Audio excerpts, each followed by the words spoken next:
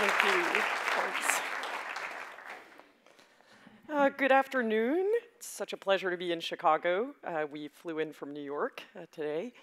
And it's really a privilege to be able to be here with you today to share some of our thinking and our work. For 11 years, Turnaround for Children has been working in persistently underperforming schools in high poverty communities. And what we have essentially seen is, well, let me start with our history, a very, very brief history. Our work has its roots actually in 9/11. Our CEO, Dr. Pam Cantor, who is a child psychiatrist and a trauma expert, was enlisted by the Department of Education in New York City to assess for evidence of trauma in the school children following the terrorist attacks. And what her study revealed, as you would expect, near ground zero, there was evidence of this trauma. But to her astonishment, what she also found was high concentrations of evidence of trauma in high poverty communities around the city. Some of these communities miles from ground zero. And the importance or the significance of this history is that it's shaped how we think about the challenges that high poverty schools face in serving the children in these communities. So at Turnaround, what we believe is that poverty is a trauma. So I'm going to say that again. We believe that poverty is a trauma, and that children growing up in poverty face incredible adversity, that they internalize that adversity as stress. And some children are resilient to that stress, but many and most are overwhelmed by it.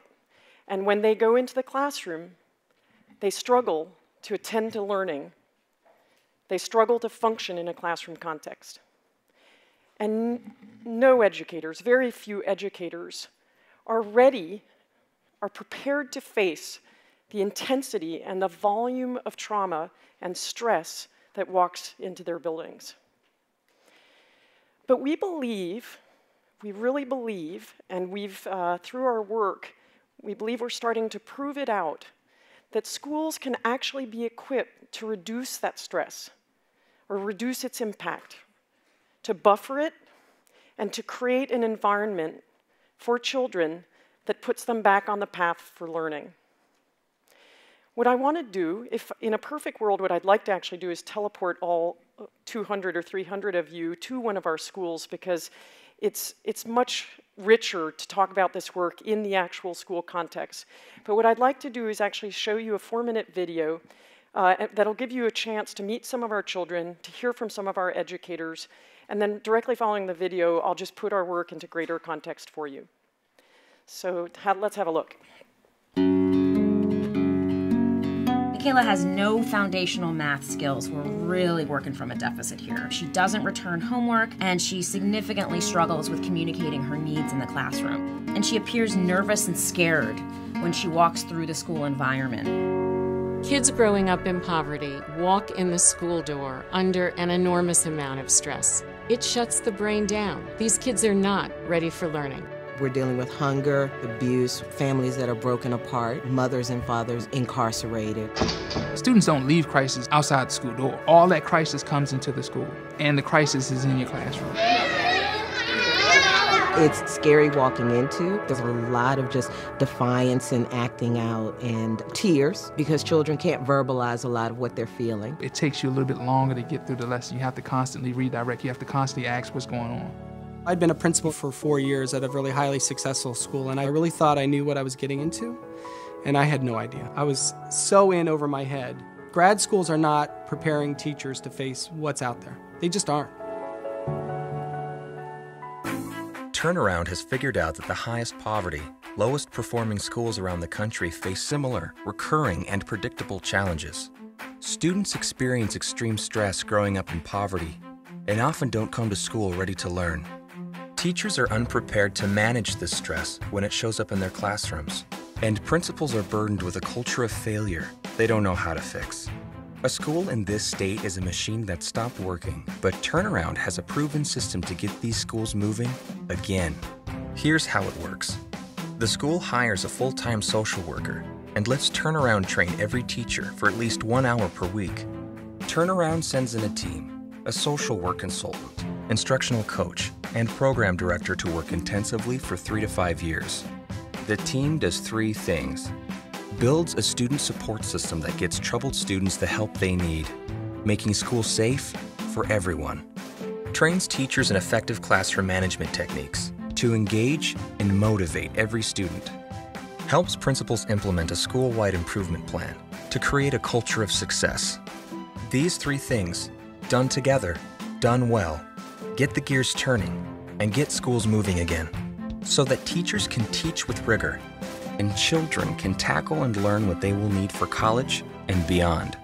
One of the central things that Turnaround has brought to us is that idea that whatever the obstacles are, there's a system that you can put in place. There are moves that you can make that are going to make things better. The fighting, the cursing people out, they're just not concerns as much. They want to be successful. They want to learn. It's only 7 A's and 7 A's. That's 19. Good job. I want you to think about something that you're teaching this week that might lend itself well to praising and coaching. Give yourself a pat on the shoulder. Stretch your arms wide, wrap them around yourself, give yourself a big squeeze. And what comes next? 4 kisses. Let's go. Wow. Our test scores when we started were in the low teens, with the majority of kids actually being below basic. Our test scores have doubled here now in 4 years. We have twice as many kids being proficient as before.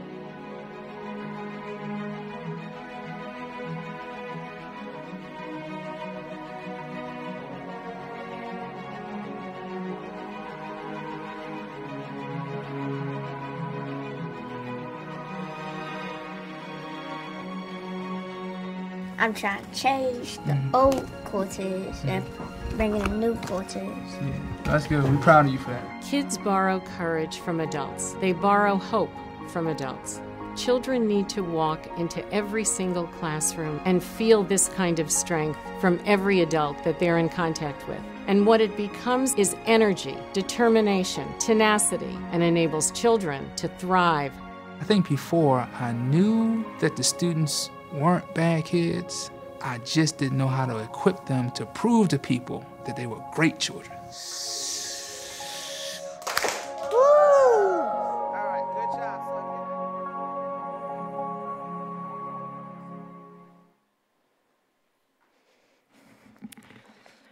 So, so we have been in 80 such schools over 11 years. And while the communities have been very different and the individual stories behind each child's life is also very different, what we started to observe was that there was, as you saw in the movie, a recurring and predictable pattern to the way that the stress was manifesting in schools. And of course, where there's a pattern, and this really is the doctor, our CEO, where there is a pattern, there is the possibility, there is an intervention. And that's what we have spent the last decade really developing. So the thing that I would like to explain to you before I go into our actual, a little bit deeper into our intervention, is a bit of this really incredible brain science research that's emerging that sheds tremendous light on what we've been observing in schools. When children experience stress, when any of us experiences stress, and especially when we experience prolonged exposure to stress, essentially what happens to our brains actually work differently. What essentially happens is that we downshift out of the kind of prefrontal cortex, many of you probably know that part of the brain, which is where our executive competencies are housed, all those good things you need for learning, such as self-regulation and planning and reflecting. And we downshift out of this part of our brain. And what gets activated is this HPA axis. And many of us kind of know that part of our brains as the fight or flight response. And so children who are exposed to stress or repeated events, fight or flight events, essentially start to live in that part of their brain. That's where their thinking is housed. The good news, and this is what the science also tells us, is that actually the brain is malleable. And a lot of us knew that about 0 to 3, but what the science is telling us is that that is malleable through adolescence and beyond. And so what that means for schools is that actually you can buffer that stress. You can reduce its impact on the brain. And if you do that successfully, what you essentially do is reactivate the pathways for children back into that part of their brain that they need to be effective learners. So there's the buffer. Now, I just want to step back for 1 minute, because one of the things we do is we think about schools on a spectrum from red, which are the schools that many of us know as being completely underwater. These are the schools where children run the halls, teachers barely have control of the classroom, many of the children look almost catatonic in class, and principals are largely in their offices, either calling in families, calling in law enforcement, battling crises every day. These are the red schools, and they're underwater. And then we believe that there's this trajectory from red to green, with green being high performing. And what yellow is that state where the environment has been managed in such a way that the stress in the building has been reduced, the stress for children has been buffered, and their readiness, just their readiness to engage in complex academic tasks is possible. And our work really lives in taking schools, helping schools get themselves, because we really build the school's capacity to do this, to go from red to yellow. Most reform efforts today are pitched at yellow. I'm going to say that again. Most reform efforts are pitched at yellow. And this is, we believe, why so many high-poverty schools fail to absorb the benefits of all these reform initiatives. So you saw a very quick catwalk of our work. What we have is an approach to creating what we call this sort of yellow state. We call it a fortified environment. And what we believe we need to achieve is buildings that are calm, emotionally safe for children, and that give them frequent opportunity throughout the day to basically practice using those pathways, to reactivating those pathways back to their frontal cortex. So tasks related with relationship, verbalizing their thinking, planning, being clear about what the goals are that have been set for them, and understanding, becoming agents in their own progress against those goals. All those things are to get them ready for complicated academic tasks. So what we do, again, is we work on 3 things.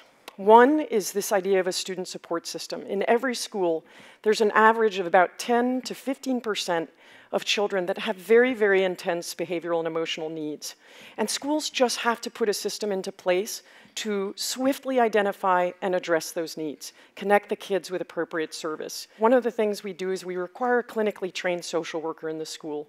What we also do is organize staff from the school into a student support team, and that group puts together the more complex intervention plans and ensures that the plans are implemented. And then the last thing we do is we actually forge a partnership with a mental health agency in the community. You often hear about wait times of 4 months or more for children with intense mental health needs, having to wait 4 months or more for even just an evaluation. And we've shrunk that timeline down to 72 hours. The second thing we do is we work with teachers, because just behind that 10 to 15% of students is another 60 or 70% with relatively more moderate issues that they're grappling with, but enough adversity that they're still struggling to focus in class. And so this is the work we do with teachers, because no student support system can absorb that much volume. And so we work with teachers on strategies that, again, create at the classroom level that calmness, that safety, that predictability, that stuff that just drives stress down. And then we also work with them on strategies that get kids talking to each other, verbalizing what they're thinking, and solving problems together, building trust, building intimacy and relationship with their peers and also with the teacher. And the last thing we need to do is work with the leadership in the school, with the principal. As I think many of you know, these principals are under extraordinary pressure. Pressure to adopt new standards, pressure to adopt new teaching frameworks, pressures to adopt new technologies. And for them to focus on the environment in this way is a real struggle. And so we partner with them and we almost run block on them. Okay, 2 more minutes. So what I want to say, what I want to leave you with is this. We all know kids. We have been kids ourselves, and many of us have children. And what we know is that children are not born without will or motivation. We know that. And when we walk into schools and we see huge droves of children that are disengaged, what we have to ask ourselves is, what did we miss? What did we miss, and what can we do next?